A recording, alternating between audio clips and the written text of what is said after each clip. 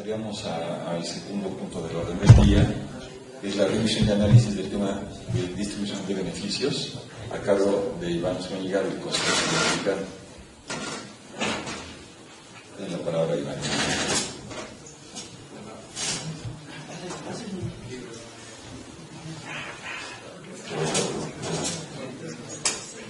¿Quieres PowerPoint o no? Está bien. Bueno, como ustedes saben, el Consejo desde hace 3 años y medio participa en la discusión de la Estrategia Nacional Red y hemos ido en todo este tiempo como afinando algunas recomendaciones, hemos tenido discusiones aquí y demás.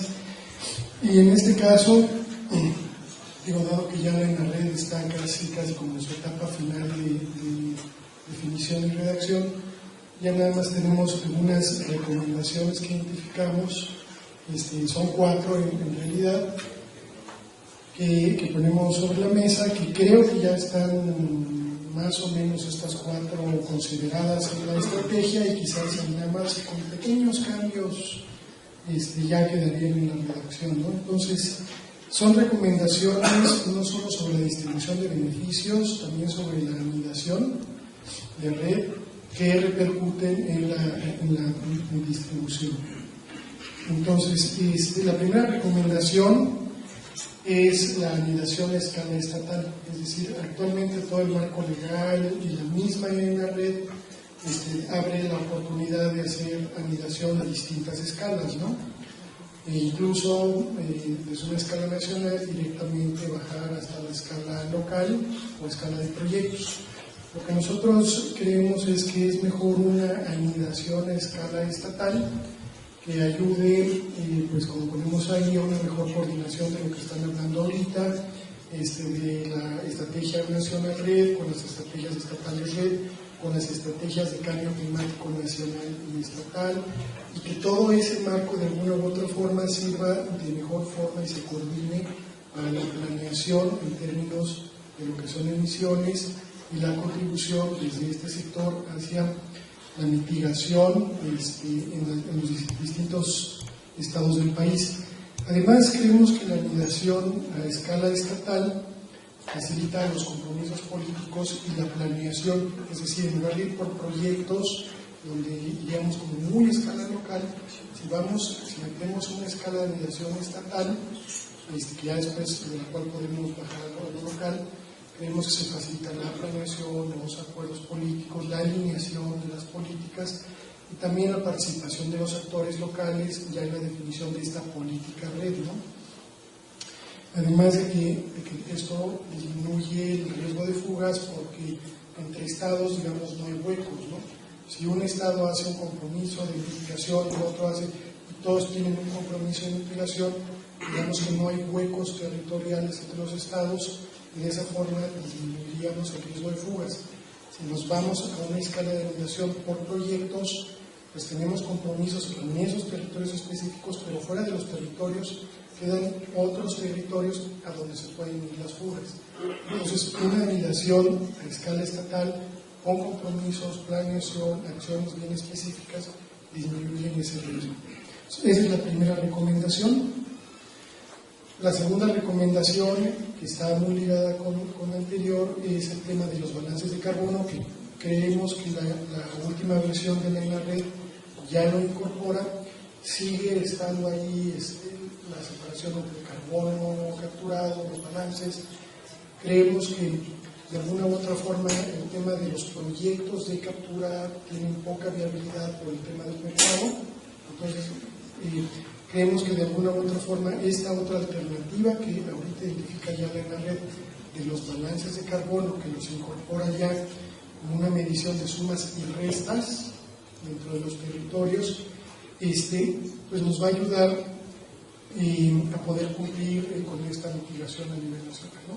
En fin, el tema de la recomendación del balance de carbono, quizás, insisto, habría que hacer ahí en términos de redacción en la red, pero ya está reconocido y da un mayor enfoque de política que de proyectos. Es decir, cuando hablamos de de una escala de anidación de lo nacional a lo local, es una escala, es una estrategia más de proyectos, un enfoque de ir a ciertos territorios específicos, a generar proyectos. En la anidación estatal y en los balances de carbono por estados, tenemos un enfoque de política que ayuda a todo lo que decía en el punto anterior, que ayuda también a disminuir los costos de transacción, porque tenemos ya en las unidades políticas involucradas tomando decisiones, haciendo compromisos con el Estado, con la Federación para el cumplimiento de la meta nacional, y creemos que también ayuda a la transparencia, porque no tenemos esta división de, bueno, tú capturaste, pero el balance por acá no sabemos qué está pasando, si es negativo. Es decir, todos parejos, nos vamos por balance, todos los que tienen que contribuir tenemos un compromiso, y sobre eso vamos haciendo acciones red, insisto, más transparentes, ¿no? La recomendación número 3 es la diferenciación del financiamiento público contra lo que es el financiamiento por cumplimiento de carbono. Esto ya es algunos resultados de lo que hemos venido haciendo durante 3 años y medio y de la consultoría que nos está financiando actualmente MRED, y que ya muchos de ustedes han visto en los diferentes talleres y en reuniones en los EPCs allá en la península de Yucatán. Son resultados que creo que ya están más o menos pues aceptados por los que han estado participando en estas reuniones, y que, insisto, la recomendación sería sobre la distribución de beneficios, la diferenciación del financiamiento, lo que es público, que no tiene un compromiso en términos de mitigación de toneladas de carbono, contra lo que sí tiene un compromiso contra toneladas y que viene por un cumplimiento del resultado como compromiso sobre ciertas toneladas en un territorio. Esta diferenciación de recursos públicos y por cumplimiento creemos que nos ayuda a buscar mejores fórmulas de mezcla o de combinación de estos recursos a nivel local. Es decir, aquí si diferenciamos los recursos que tiene la CONAFOR en presupuesto fiscal, más lo que llega pues por donativos o algunos otros financiamientos como el Noruego o la Agencia Francesa de Desarrollo o algunos componentes incluso de los programas del Banco Mundial y del FCTF. Si eso, digamos, se invierte con una lógica, con una estrategia red y tiene ciertos resultados, los recursos que llegan, que ya podemos llamar beneficios por el cumplimiento de ese carbono, entonces los podemos utilizar para seguir o en el tiempo las estrategias o darle adicionalidad y generar, digamos, con mejores experiencias que puedan seguir mitigando en el tiempo el carbono. En este sentido, lo que es muy importante es que bajo esta perspectiva o esta recomendación, lo que es recursos públicos o recursos internacionales que llegan al gobierno federal para implementar red son decisión del gobierno federal, ¿no? Y a lo mejor coordinado con los gobiernos estatales. Y estos dos niveles de gobierno deciden pues, la aplicación, los resultados, los compromisos sobre la aplicación de estos recursos.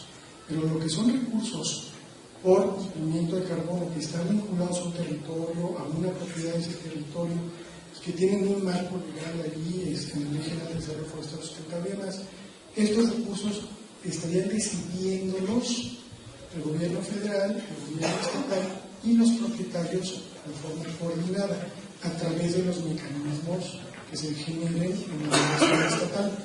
De esa forma creemos que se respeta perfectamente la propiedad de carbono, la propiedad o los derechos que se tienen sobre ese cumplimiento de carbono, pero no se van, digamos, ni los actores solos a decidir qué hacer con esos recursos, ni los gobiernos, digamos, tampoco solos a decidir, y se genera un mecanismo, ¿sí se escucha? Se genera un mecanismo, insisto, coordinado de decisión sobre esos recursos por cumplimiento. Y lo que esperaríamos es que esa aplicación entonces no fuese individualizada, es decir, no se le paga a cada uno de los propietarios una especie de pautas ambientales, que es lo que siempre hemos dicho en el CTC, sino que se pagan o se generan inversiones más bien insisto, para continuar con la mitigación, las acciones red, y que son territoriales con los ejidos, las comunidades, grupos organizados dentro de esos territorios, ¿no? Esa es la recomendación 3. La recomendación 4 es ya la aplicación de esos recursos a nivel campo. Es decir, creemos que los recursos de cumplimiento de red, no los públicos. De nuevo, eso, esta separación de recursos fiscales públicos que recibe el gobierno federal o estatal contra lo que es compromiso o cumplimiento de cargo. Lo que es federal, estatal, pues, puede tomarse cualquier decisión de inversión que se decida. Pero lo que es recursos por cumplimiento, por lo que llamamos beneficios, esos recursos deberían de ser con aplicación prioritaria en los territorios forestales. Eso significa que no necesariamente deben de irse, por ejemplo, a avales de crédito o a temas agropecuarios, si no es una decisión consensuada en esos mecanismos de escala estatal entre propietarios y gobiernos, ¿no? E insisto, sobre todo que sea la prioridad de los territorios forestales. Entendemos que las diferentes regiones del país tienen diferentes circunstancias, las causas de la deforestación son distintas y las oportunidades de inversión de estos recursos por cumplimiento pues, también son diferenciadas. Entonces, la distribución de beneficios debe de reconocer estas diferencias y abrir la oportunidad para que en esos mecanismos se tomen esas decisiones de uso de los recursos por cumplimiento. Entonces, creemos que pueden utilizar principalmente para restauración, conservación, manejo forestal sostenible, pero que pueden estarse utilizando para otros usos como el desarrollo de sistemas agroforestales, otro tipo de inversiones que puedan decidir los propietarios locales, es decir, negocios de las comunidades, actividades productivas derivadas del bosque, del territorio forestal, pero sobre todo que es decisión o eso les integra la decisión de los propietarios de los territorios forestales esos recursos para poder utilizarlos y cumplir con los compromisos que establezcan en esos mecanismos de escala estatal. Este es un esquema conceptual, dale ahí hasta que aparezcan todas, este es un esquema conceptual que hemos venido como utilizando en estas reuniones, donde claramente todo lo que es la izquierda es lo que he estado diciendo, que son recursos no vinculados a carbono, toda esa parte de recursos, que es la mayor parte, es decisión del gobierno federal y los gobiernos estatales en todo caso. Todo lo que son recursos por cumplimiento entrarían a estos mecanismos de escala estatal, donde de forma coordinada se toman decisiones para hacer acciones red con compromisos de mitigación.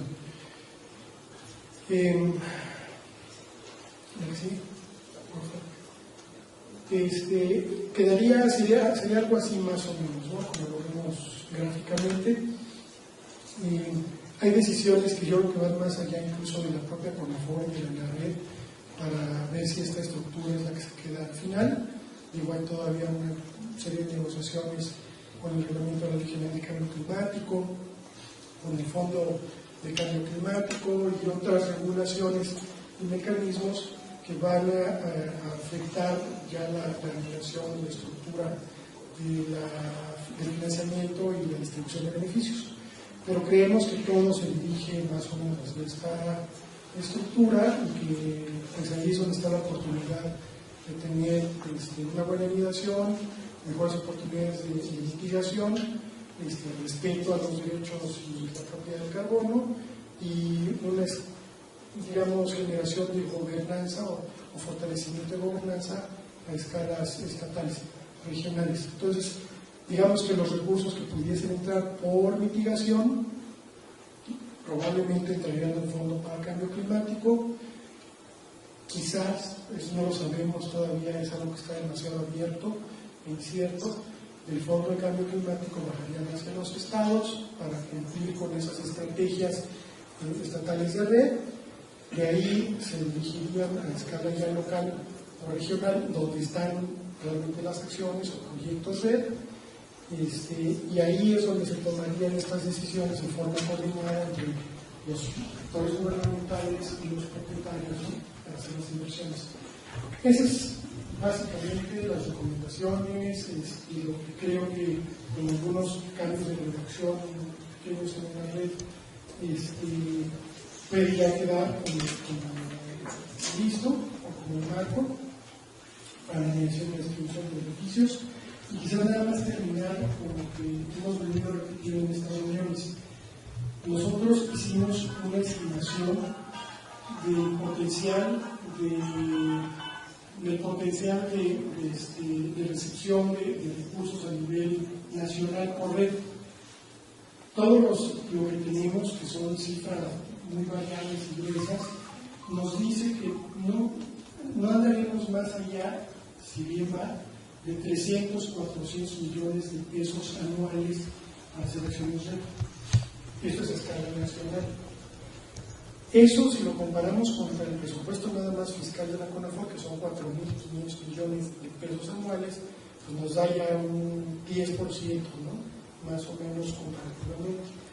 Y todo esto nos dice que entonces realmente esta política está más en el uso y el uso coordinado y bien puesto en las regiones de los recursos públicos, y que los recursos que puedan llegar por mitigación, que son estos 300 millones de pesos anuales potenciales, son los que tienen que dinamizar el cambio, digamos, de usos o aprovechamientos en los terrenos forestales. Eso es más o menos lo que hacen estas recomendaciones. Oye, Iván, ¿podrías explicar un poco ese cuadro en términos del flujo de los recursos económicos? Lo que aquí estás planteando es que los fondos que vengan de fuera no serían canalizados únicamente al fondo climático, al fondo federal, para que ellos mismos desde la federación lo bajen a las regiones, sino lo que estás planteando en esa imagen es que ese fondo deberá de trasladarlo obligatoriamente a fondos estatales o regionales, para que ellos sean a su vez quienes lo bajen a las regiones forestales. ¿Así estoy entendiendo bien? De nuevo, no sabemos, o sea, en principio la Ley General de Cambio Climático y las reglas de operación del Fondo de Cambio Climático, nosotros como lo leemos, es que efectivamente hay un mandato de ley o algo reconocido en la ley de que estos recursos por mitigación tendrían que caer en el Fondo de Cambio Climático. Eso es lo que entendemos nosotros hasta hoy. Y que el Fondo de Cambio Climático recibirá propuestas o proyectos de los diferentes actores, incluidos gobiernos estatales, por ejemplo, o actores locales, que pueden ser financiados con los recursos que lleguen por mitigación. Entonces, más que por obligación del Fondo de Cambio Climático tener que darlo a los estatales, hasta ahorita como interpretamos la ley y su definición, es que abre la oportunidad de que a nivel estatal se generen mecanismos que reciban o generen esos proyectos hacia el Fondo de Cambio Climático para recibir los recursos. Es distinto. No existe la obligación, entendemos nosotros ahorita, de bajarlo a escala estatal, pero están los PEACs y van a estar las estrategias estatales de red y demás. Entonces creemos que estos mecanismos de aniquilación a nivel estatal pueden generar los proyectos con los compromisos muy bien planteados, de nuevo, compromiso de tantas toneladas sobre la línea base, que se realizarán en tales regiones dentro del Estado, que implican tales acciones, que cuestan tanto, que involucran a tantos propietarios, ejidos y comunidades, tanto tiempo. Eso es lo que se podría estar presentando desde el mecanismo anidado estatal hacia el Fondo de Cambio Climático para que el fondo mande los recursos. Y de ahí, pues ya a escala estatal, local, pues van efectivamente haciendo las inversiones. Eso es lo que nosotros visualizamos, ¿no? Eso es lo que nosotros visualizamos, pero de nuevo, o sea, todavía está abierto el tema legal que ni siquiera es competencia de la Comisión Nacional Forestal o solo de la Semarnat. Aquí importante va a ser establecer claramente qué es lo que se quiere promover. Y lo que decía Iván, aquí lo importante es que el recurso por resultado de beneficios llegue a aquellos que hacen los esfuerzos y no se quede en una cadena de evaporación continua, ¿no? Sino que aquellos que realizan las actividades, que realizan los esfuerzos, puedan recibir los recursos por pago por resultados para continuar con sus acciones. Lo que sí va a ser muy importante es que, como es un sistema anidado y jurisdiccional, los reportes, se presenta un proyecto y las mediciones, líneas, base, etcétera, son a nivel de jurisdicción Estado. Y tenemos que ver los mecanismos para incentivar en los estados que trabajen una política de desarrollo rural baja en carbono. Y ya en los lugares donde se tienen los esfuerzos dentro del Estado, ahí es donde se canalizan los recursos de distribución de beneficios por el esfuerzo, ¿no? O sea, ya que se tengan identificadas las áreas, y para esto se tiene que presentar un proyecto. No puedes, los beneficios dan porque hay un proyecto, un planteamiento, que para tal fecha se van a reducir tantas emisiones y es en base a eso que se entrega. Pero el Estado, a la hora de contabilizar, cuando se dé la distribución de beneficios es jurisdiccional. Y lo que se reporta es todo el Estado. Y si el Estado nada más desarrolla acciones en ese lugarcito, porque dice, aquí lo vamos a meter, pero el resto del Estado no lo hace, pues el balance va a ser negativo y nadie va a tener beneficio. Entonces lo que tenemos que hacer es, focalizar adecuadamente en los lugares donde se van a hacer los primeros proyectos, donde se tiene muy buen resultado y volúmenes muy importantes, pero también cambios de políticas que nos permitan tener un impacto en la entidad federativa. Eso va a ser muy importante. Y yo creo que este es un tema que deberá subirse en su momento a la CONAGUA, porque son cambios paradigmáticos del desarrollo rural, porque es un desarrollo rural bajo carbono, y el Estado es el que tiene que tener un balance adecuado en toda la entidad federativa. Y eso entonces sí nos pasa a reflexiones de cómo se aplican los recursos públicos y qué incentivos se dan a qué estados que hacen esfuerzos. Entonces es toda una discusión. Ahorita estamos en una etapa de preparación, realmente, pero son temas que van a tener que irse trabajando en el proceso de implementación, creo. Que ahorita hay tanta incertidumbre, más bien hay tan pocas definiciones en el marco internacional que no puedes afinarlo, ¿no? Todavía. Pero creo que el reto a futuro es lo que quiere hacer el país. O sea, los recursos financieros externos nos van a ayudar un poquito, pero la transformación real de la realidad de las emisiones son de nosotros, ¿no? Es como queremos impulsar el desarrollo, ¿no? Y detener la deforestación en el país. Y nadie nos lo va a pagar en la magnitud de la inversión que se necesita. Entonces no podemos partir. Ese dinero que se puede captar ayuda a hacer transformaciones, a tener un extra para poder hacer cosas, pero la verdadera transformación va a ser, y es por lo que estamos trabajando con los estados para el Carbon Fund, que es lo que estamos planteando, son transformaciones completas en el Estado. Y cualquiera de los fondos de preparación que se van a hacer ya por pago por resultados, pues tendrán que tener esa connotación. Pero bueno, pues yo no les quiero felicitar aquí a ya estamos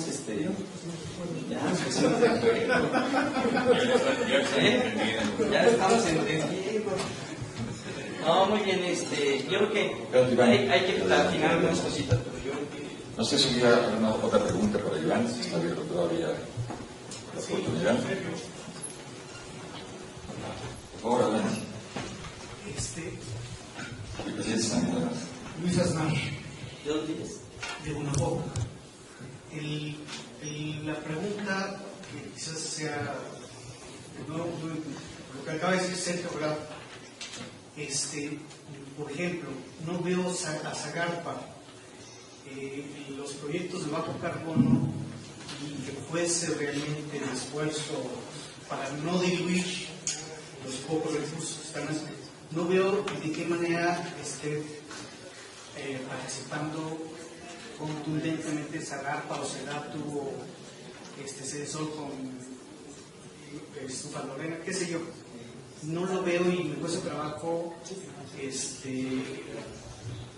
terminarlo de entender, dado que ya lleva muchos años, y de aterrizarlo inclusive con los ejidos, con unas empresas forestales. Me cuesta mucho trabajo poder entender el mecanismo a como están explicando. Me parece padrísimo, muy interesante, lo compro, lo apropio, pero ya cuando lo llevo con los actores, con los propietarios, es donde tengo ese conflicto todavía, ¿no? No sé si está fuera de orden, pero lo planteo. Precisamente para eso es la estrategia. Estamos hablando como si ya estuviéramos implementando red y que tenemos los grandes. Nuestro red todavía no está en implementación, ¿no? Estamos en proceso de preparación. Y la preparación es la elaboración de la estrategia nacional, los niveles de referencia, y eso va a implicar con una estrategia publicada donde señala, o sea, ya la estrategia de cambio climático dice que tiene que ser una estrategia de red, nacional red, bajo una lógica de desarrollo rural sustentable. Y la estrategia tendrá que decir que esto, cómo se tiene que hacer, a través de la articulación de políticas, y eso va a tener que derivar en una serie de compromisos y acciones de las dependencias para darle para adelante. Ahorita lo que se hace y donde se ha tenido muy buen resultado para esa articulación es con la participación directa con los estados. Y como dijeron hace rato, los estados en sus GTs, ahí está el delegado de Zagarpa, el director, el secretario de Desarrollo Rural, o sea, ahí es donde en realidad el desarrollo se da en el territorio, ¿no? O sea, aunque haya acuerdos populares de las secretarías, ya está el PEC, o sea, la transversalidad de políticas ya está por ley. O sea, pero nuestro reto es cómo sucede y qué arreglos institucionales vamos creando en los estados para que esto suceda. Y un gran logro, y que no van a dejar mentir, pero es la creación de los GTs red de los estados. Ahí están los de desarrollo rural, con medio ambiente, con todo el mundo, y ya hay una participación de las secretarías de desarrollo rural, lo que decían en Yucatán. El secretario de desarrollo rural dijo, yo le entro, esto me gusta, ¿no? Vamos a coordinarnos, le metemos dinero para que se desarrolle. Entonces, es ahí donde realmente va a suceder, y el marco institucional que le va a facilitar a los estados armar este andamiaje, pues va a ser la publicación de la estrategia nacional. Y obviamente con esta lógica y este principio fundamental, que es que los beneficiarios, o sea que los derechosos de los beneficios derivados de las acciones para disminuir las emisiones por deforestación y degradación, tendrán que ser aquellos pobladores, dueños, indígenas, campesinos, que viven en las zonas donde se realizan los esfuerzos. Y esas declaratorias son declaratorias muy importantes, ¿no? Que deberán estar claramente establecidas en la estrategia. Por favor, Ana Rosa y otras del CTC. Acerca de los CTC estatales en la gráfica que tenía mostrado. En la gráfica anterior, la que estaba.